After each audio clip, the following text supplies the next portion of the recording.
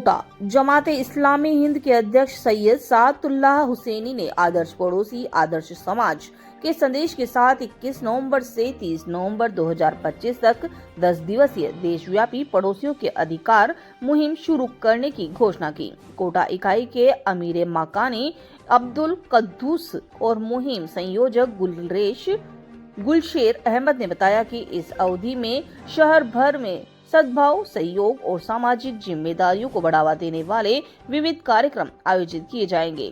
प्रदेश सचिव मुतलिब मिर्जा ने बताया कि इस्लाम पड़ोसियों के अधिकारों को समाज की आधारशिला मानता है और यह मुहिम विभिन्न समुदायों के बीच विश्वास, दया और सौहार्द की भावना को मजबूत करेगी। मुहिम के इस तरह सभी धर्मों के पड़ोसियों से मुलाकात, चाय सभाएं, महिलाओं युवाओं के कार्यक्रम, सफाई अभियान, ट्रैफिक जागरूकता और सांस्कृतिक गतिविधियां इसमें आयोजित की जाएगी।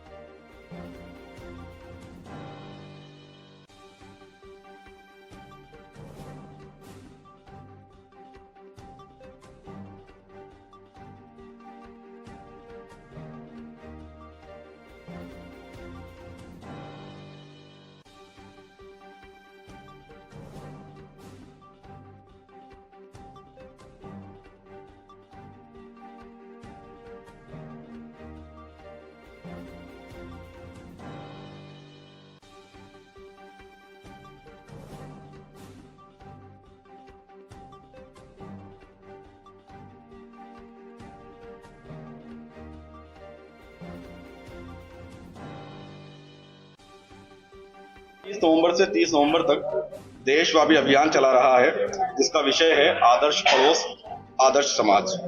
जमात इस्लामी ये संदेश देशवासियों को देना चाहती है कि पड़ोस एक बोझ नहीं है बल्कि उपहार है, और इस्लाम ने जो पड़ोसियों के अधिकार सुनिश्चित किए हैं उन अधिकारों को लोगों को परिचित होना चाहिए, लोग उन अधिकारों को जानें और पड़ोसियों के साथ मधुर संदेश, मधुर उनके ताल्लुकात और संबंध स्थापित किए जाएं। साथ ही ये संदेश भी जमात इस्लामी देना चाहती है कि लोग सिर्फ सेल्फ सेंटर्ड ना हो, लोगों के अंदर ये जो अवधारणा पैदा हुई है कि अपने काम से काम रखा जाए, माइंड योर बिजनेस की अवधारणा, इसने समाज में अजनबियत का माहौल पैदा किया है, लोगों के दरमियान दूरियां पैदा की है।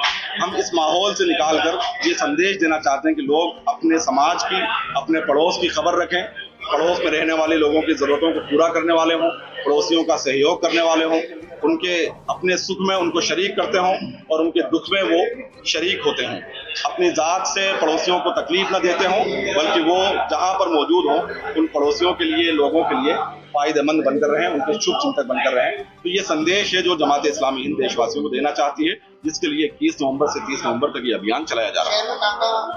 कोटा शहर, पूरे कोटा शहर में ये अभियान चलाया जाएगा और इस अभियान के तहत अलग अलग गतिविधियां अलग अलग क्षेत्रों में की जाएंगी, जिसमें बच्चों के प्रोग्राम भी हैं, महिलाओं के प्रोग्राम भी हैं और मोहल्ला वाइज लोगों से मुलाकात करना, बातचीत करना, ये सब गतिविधियां इस अभियान के तहत यहाँ पर की जाएंगी। किस प्रकार के प्रोग्राम? बच्चों के जो प्रोग्राम होंगे उसमें निबंध प्रतियोगिता है, ड्रामा है, ड्राइंग है, जो इसी विषय पर करवाई जाएंगी ताकि बच्चे बचपन से ही पड़ोस की महत्व को और पड़ोस जो एक तोहफा है उसकी अहमियत को समझते हों, जानते हों और उसके अधिकारों से वो भी परिचित हों, ताकि वो एक अच्छा नागरिक बन सके, अच्छा पड़ोसी बन सके।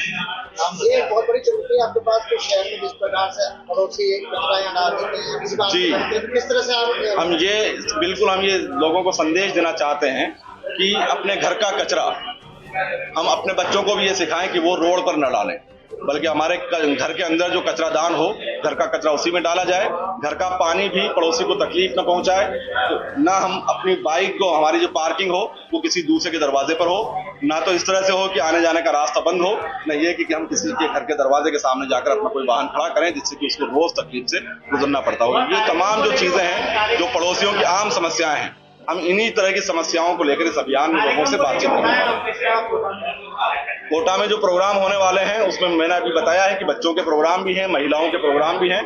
ये जो अभियान है 30 तारीख तक रहेगा। 30 तारीख को कोटा शहर में कोटा के जो बुद्धिजीवी लोग हैं उनके साथ एक कार्यक्रम रखा जाएगा। मेरा नाम मुत्तलिब मिर्जा, प्रदेश सचिव जमात इस्लामी हिंद राजस्थान। आपने 3 बार कसम खाकर ये बात कही है अपने साथियों से कि खुदा की कसम वो आदमी मुसलमान हो ही नहीं सकता, खुदा की कसम वो आदमी मुसलमान हो ही नहीं सकता। तो आपके साथियों ने पूछा घबरा के कि कौन, तो आपने कहा कि जो पेट भरकर खाना खा रहे उसका पड़ोसी भूखा सो जाए। अगर उसको अपने पड़ोसी का इतना भी एहसास नहीं हो तो वो आदमी मुसलमान ही नहीं है, चाहे वो अपने आप में अपने कितने अपने आप को मुसलमान माने, लेकिन उसको पड़ोसी का ध्यान रखना चाहिए। और इस बारे में जमात इस्लामी जो काम करती है, आपको एक और मिसाल देकर अपनी बात खत्म करूंगा मैं। इसी साल रमजान के महीने के अंदर आपने देखा होगा अखबार में खबर छपी थी कि राजस्थान के अंदर बहुत सारे ऐसे कैदी हैं जो चंद रुपयों के खातिर वो पैसा नहीं भर पा रहे और जेलों में बंद हुए। हमने विनय सिंघल जी के द्वारा कांटेक्ट किया, राजेंद्र जी यहाँ पर है जेल के अंदर, जो सुप्रीडेंट जेल है, उनसे जाके मिले। हमने 5 कैदियों को छुड़वाया। तो राजेंद्र ने सवाल किया कि रमजान के महीने आप कैदियों को छुड़ाना आए हो, मुसलमान है या गैर मुस्लिम? हमने कहा हम इंसानों को छुड़ाना आए, बात धर्म की नहीं है। तो उन 5 कैदियों में 4 हमारे हिंदू भाई थे और 1 मुसलमान था। बड़े प्रसन्न हुए। विनय सिंघल जी के द्वारा हमने उनसे जाके मुलाकात की थी और वहाँ पैसा हमने भर के और उन कैदियों को छुड़ाया। तो जमात इस्लामी के नजदीक ये मसला नहीं होता, कभी भी ये सोच के नहीं है कि साहब ये मुसलमान है, ये हिंदू है। इंसानियत के नाते काम करना है, तमाम इंसानों की भलाई के लिए काम करना है और यही मैसेज हम पूरे समाज को देना चाहते हैं। मेरा नाम गुलशेर अहमद है, मैं संभागीय अध्यक्ष हूँ बुढ़ाहाड़ोती का।